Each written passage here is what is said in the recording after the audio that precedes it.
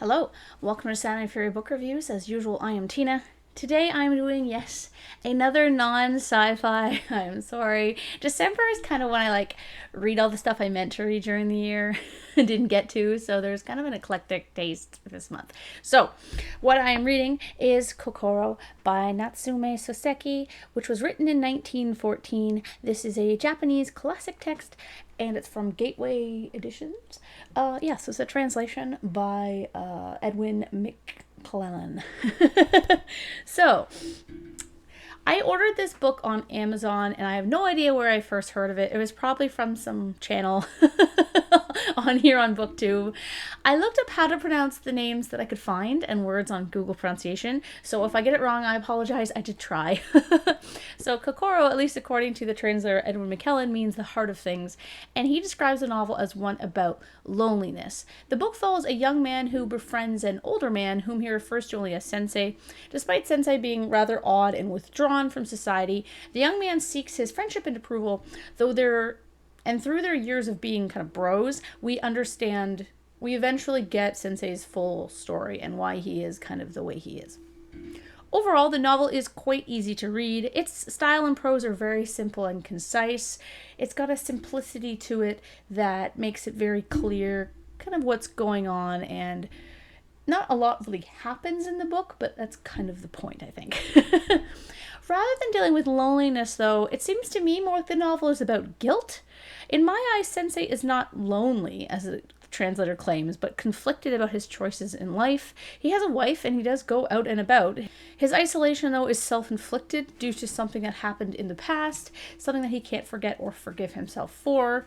Rightly so, truthfully. Kind of related to that, the characters aren't very likable. The young man is fine at the start, but as the novel progresses, he is revealed to be quite lazy. Sensei is rather taciturn and rather arrogant as well, though this scene killed me.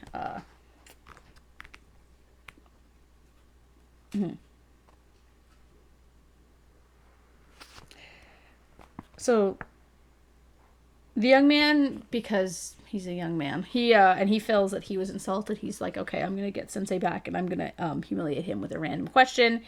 Says, you became a little excited, didn't you, Sensei, when we were resting in the tree nursery? You were very rarely excited, and I feel that today I was permitted to observe a rather unusual occurrence. Sensei did not reply immediately. I thought that perhaps my remarks had had their effect on him, but at the same time I could not help being slightly disappointed. I decided to say no more. Then suddenly Sensei left my side and, walking up to a neatly trimmed hedge, began to urinate. I stood by foolishly and waited for him. I thought that was rather funny. The guy tries to insult him. He's like, I'm just going to go pee over here. That's what I think of your attempt. I mean, I thought it was funny. Anyway, back to the characterization. I'm certain these characteristics are a statement or a personification of Japanese society at the time period when it was set, as kind of like a social critique. So late 1800s Japan is not my area of expertise. I know a little bit about it from history classes and stuff. So the best I could parse out is that the novel is wrestling with social change, new technology and science, the clash between city and country, and class conflict.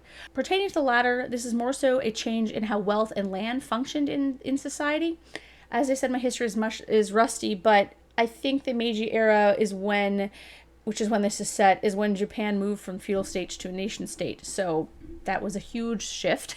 Just like how World War I drastically changed the makeup of British society, the end of the Meiji era was such in Japan. There's clearly conflict in this novel, with the young man grappling with his father's death, albeit in a rather callous way, in worrying about his inheritance above all else, and with a storyline of hidden guilt and secrets.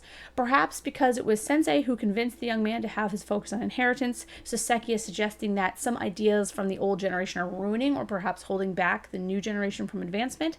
Perhaps, I don't know. This is why I loved studying literature in university, though. I love learning the background behind the books I read because it gave them so much more depth and meaning. I'm certain this novel is saying some things that I'm missing because I don't have the background to do a real new historicist analysis, and that is depressing to me, but that's okay. I can't know everything, I guess. I will say, though, That while I enjoyed the story overall and I found it interesting and I wish I, had more information to delve into it, the novel is very disparaging towards women. Things like, sensitive women's hearts, I can roll my eyes at that, like whatever. But when we get to the part where Sensei blatantly says that women are idiots and disparages a woman who laughs when she feels like it, not a woman who laughs on his terms, I did the thin mouth thing I do, which is like my disgruntled mouth thing. Then again, given both men aren't particularly likable, perhaps that is intentional. So this is a spoiler, so jump to here if you don't want to hear this. But my theory is that it's possible the young man in the story, because he doesn't have a name, learned this sexism from Sensei in being his mentee. And Sensei wasn't supposed to get the girl, so to speak. He only did so by treachery. If you know or remember the story, Sensei, while renting a room in a house in his younger days, had the hots for this woman named Orujan. Now, he doesn't do anything about it because he's either waffling on the idea or he doesn't really like her. He doesn't want to commit. Also, he seems to not like women at all, so maybe that's also why. But then he has this friend come stay with him, and his friend ends up falling in love with Orujan, and it seems like she also reciprocates his feelings because they spend a lot of time together. She's always laughing in the way that Sensei doesn't like in the other guy's room and stuff like that. So, because I guess Sensei is just an asshole, I don't know,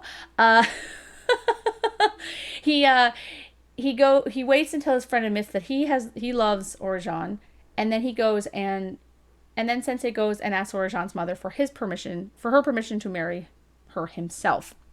As a result, his friend kills himself.